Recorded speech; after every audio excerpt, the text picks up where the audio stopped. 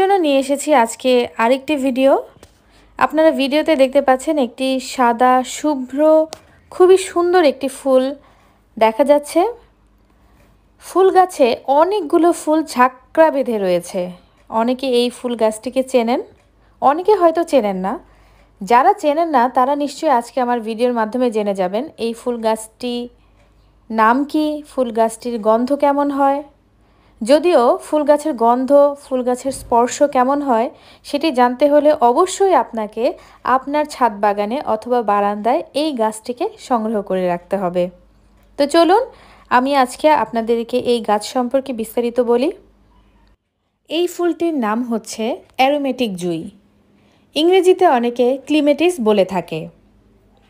সাধারণত এপ্রিল থেকে সেপ্টেম্বর এবং অক্টোবর পর্যন্ত এই গাছে অনেক বেশি ফুল দেখা যায়। এখন যেহেতু অক্টোবর মাস,